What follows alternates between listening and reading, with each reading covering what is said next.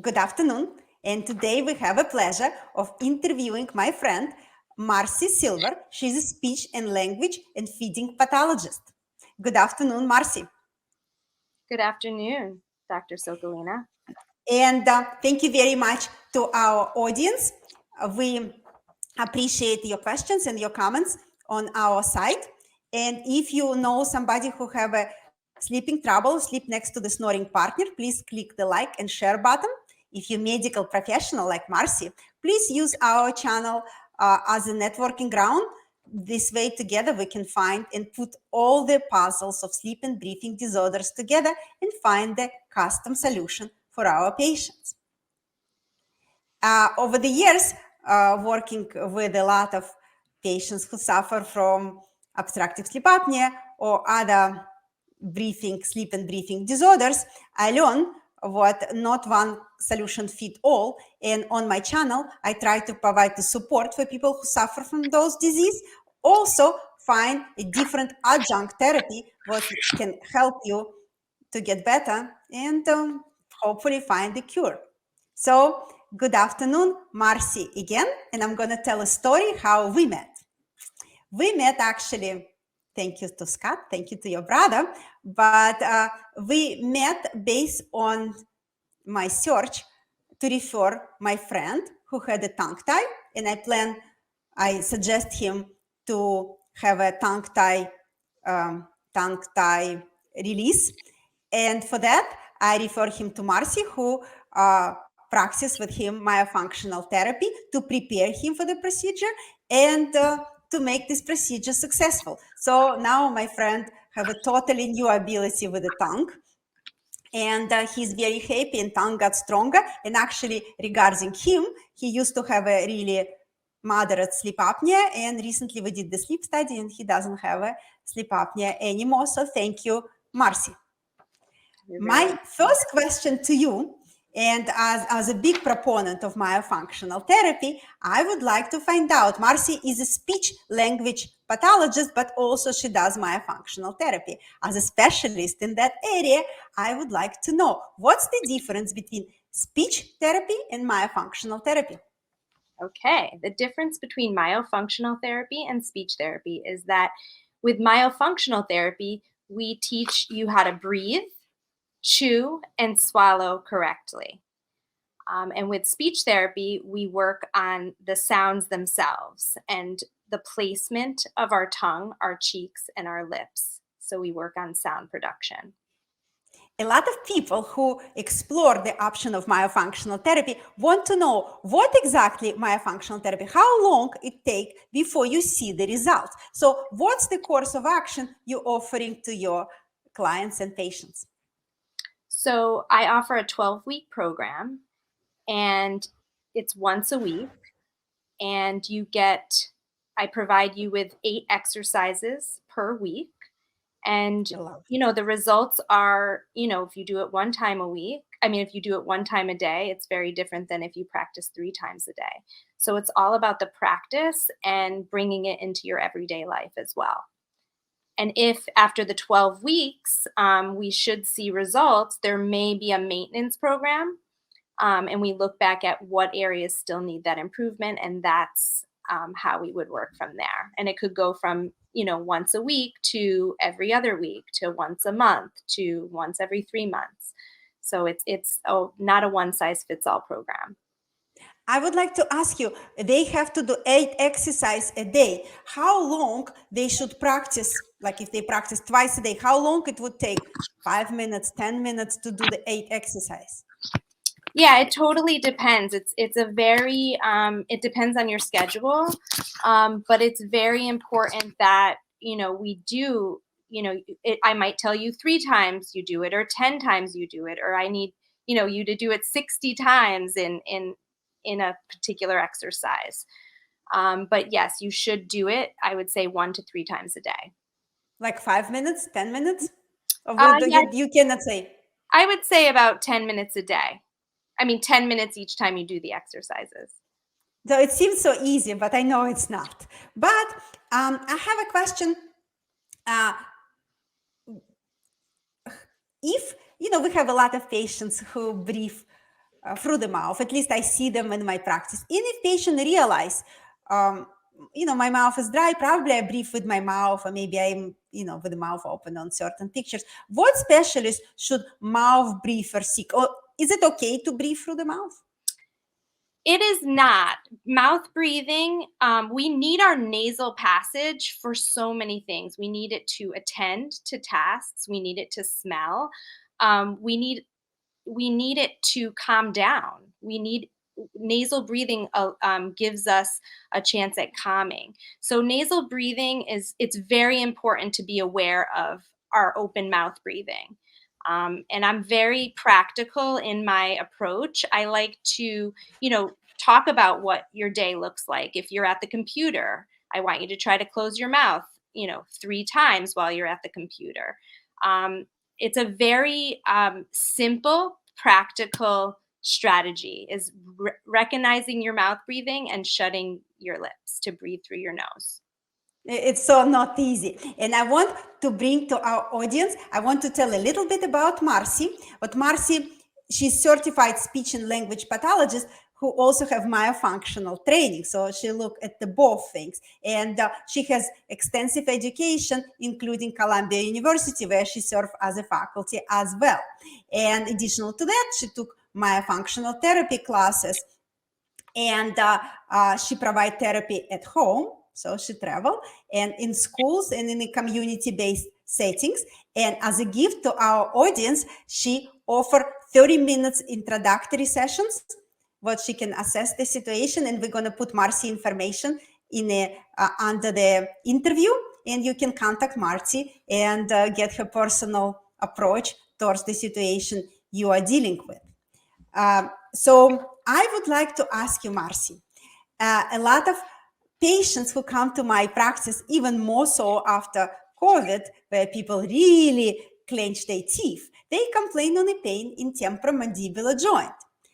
Tell me how myofunctional therapy can help with the teeth grinding and TMD pain.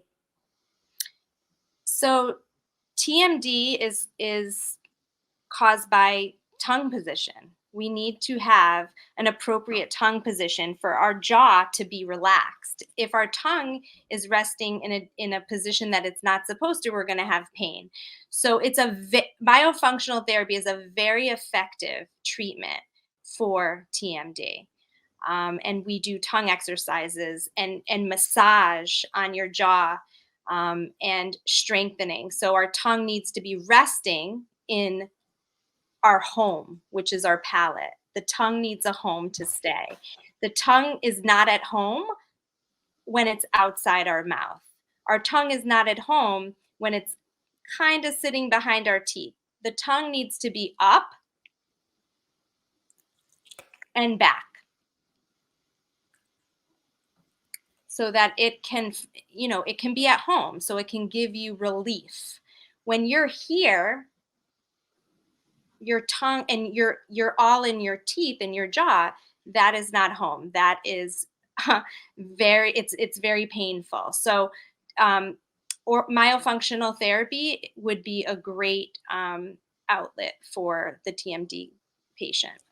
I would like to ask you why it's so important. It's kind of related to previous question. Why it's so important to chew on both sides of the mouth, and like even more philosophical questions. What number one body priority? I know we always talk about eating, but maybe you can give us a different light on that, and why teeth are so important for that. Yes. So as a speech language pathologist, we are trained. Eating is not the number one priority. Breathing is our body's number one priority. So without good oxygenation, we can't eat. We don't have good oxygenation, we can't swallow. And on top of that, we also need good postural stability. In order to function in the world, we need good postural stability. So what I see is a lot of people eat in the front of their mouth. We need to bite and pull our food, bite and pull our food on both sides of our molars. And when we do that, neurons fire to our brain. And so it's very important for our equilibrium, for our balance, for muscles on both sides of our body, for our back, for our diaphragm. Super important. So nasal breathing strengthens our core muscles to sit up straight. Our tongue in the right position develops our core strength. If our tongue is out, it pulls our whole body forward, which then causes neck pain, back pain, etc. And last, we need good postural stability to move our muscles in our mouth and to increase loudness level for projection. I really like that term, what you use, postural stability and like oral posture, because I find a lot of connection with disorders in the mouth and the postural disorders as well. A lot of people come with that domino effect. They start in the mouth and, slowly neck and shoulder pain goes to spine and hips replacement and knee replacement. So I see the correlation 100% on that. Now, I would like to ask you, it's very hot topic. How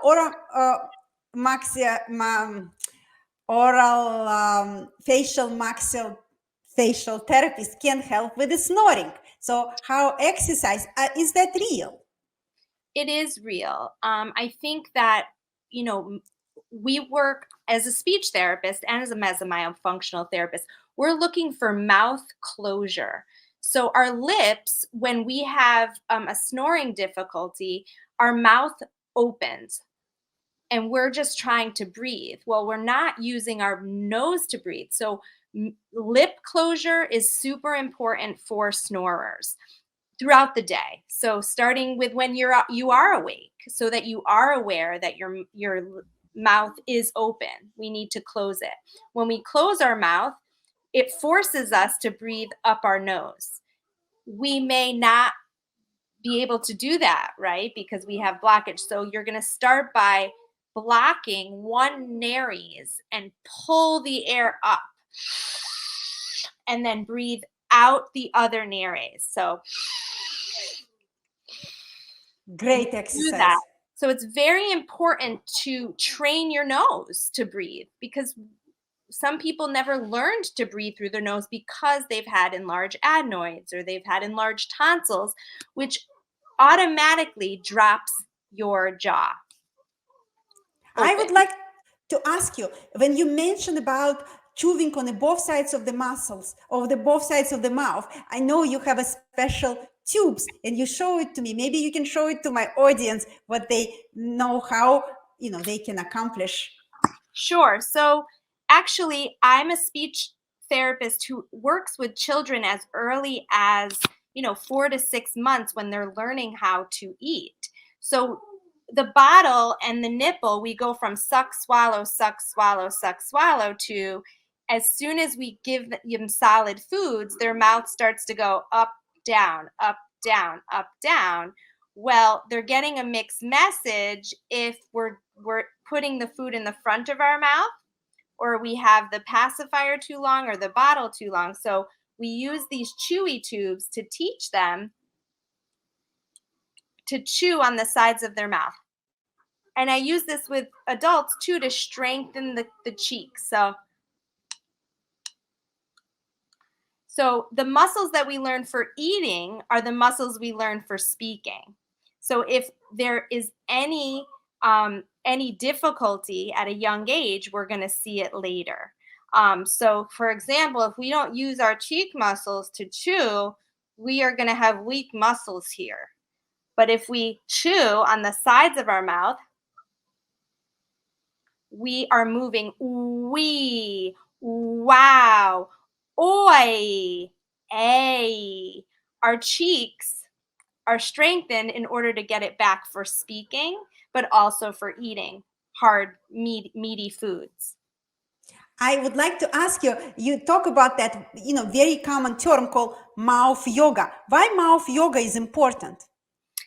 Yeah, mouth yoga is important because just like we go to the gym to work our arms, to work our legs, to do squats, to work on our stomach muscles, our mouth is our muscles too. So if we're not using them correctly, or we're not working them and strengthening them, they are going to be weak, which then impacts so many things. It impacts feeding, it impacts snoring, it impacts our sleep, it impacts our attention and focus. So our tongue has 8 muscles in a concentrated area, which helps us speak, eat, breathe, calm down, because it's connected to the vagus nerve, which is our calming nerve. And if we were not in the right position, we're not going to have that feeling if it's not being worked correctly. I think that area been really overlooked for so many years, and we need to get back to basic. Yes, the tongue is the strongest muscle, and that's gonna relate to my next question. Can orthodontics be done without myofunctional speech therapy? What's your opinion from your experience, from a lot of experience you had? Yes, no, it is not recommended that orthodontics are done without speech therapy, without myofunctional therapy. Form follows function. So if our teeth are not in the right position, it's because our tongue had pushed those teeth where they're not supposed to be. So I have to teach where to place the tongue and strengthen that tongue and have control over that tongue so those teeth don't go back to where they were before. And that would be called a relapse. Yes.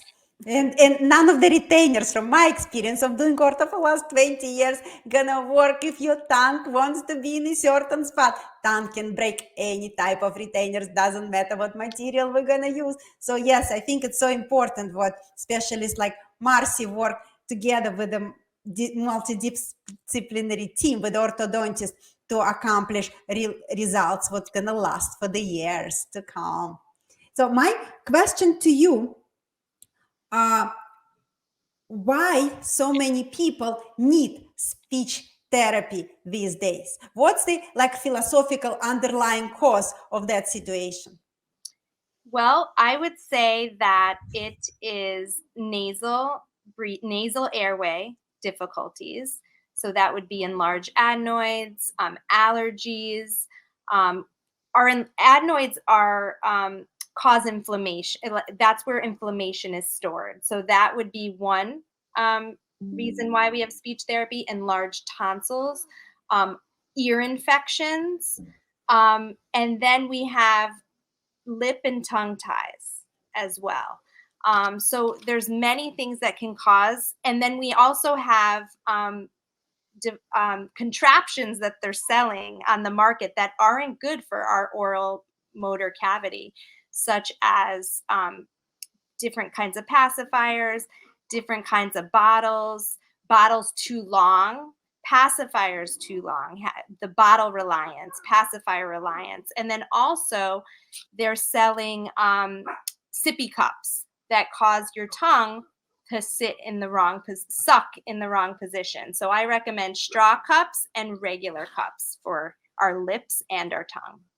I would like to ask you, why tongue tie is so bad? Tongue ties are bad because again, they used to diagnose mild, moderate, severe tongue tie. However, now you're either tongue tied or you're not tongue tied. And your tongue might impact you when you're an infant, such as their difficulty feeding, they're showing reflux behaviors, they're having trouble latching. That's when we really find the lip and tongue tie. However, it can affect us later. Like a mild tongue tie can pull our whole body forward, and we need, neck. We have a lot of neck pain or we have a lot of back pain. So tongue and lip ties will affect us in so many different ways and affects patients in so many different facets. I would like to ask you as my last question, can you please show us your toys, your practical tips for our audience, maybe to how to hold the lips together or get aware of that? Sure. So I have a tongue depressor here, and it's very important. We can rest it in our lips. You should be able to hold it. Now, if you can't, you have to work your way up. Then we need to strengthen those lips because they're loose, because they have not been together. We can add pennies, like weights that we do at the gym. and you should be able to add those pennies. So holding a tongue depressor while you're watching TV or while you're at the computer, it can be functional. You don't have to just, sit and do it. You can, relate it to your everyday. I have the chewy tubes. Those are really important. Chewing on the sides. Okay. And then I have a straw that you pull your tongue back and you hold it here. So it pushes your tongue into the position that we want it. The tongue tip needs to come up, and that gives it support. That gives it help. And you're feel free to follow me on Instagram. I always post different, oral motor Tricks and activities tips. that are good for all patients. Yes, thank you very much, Marci. We appreciate, and our audience can use the 30 minutes gift what you provide, and they can find you through different social media. We will put all your links in our comments section. And thank you very much for your time. We really appreciate that. Thank you so much. I appreciate being on here. I had a great time.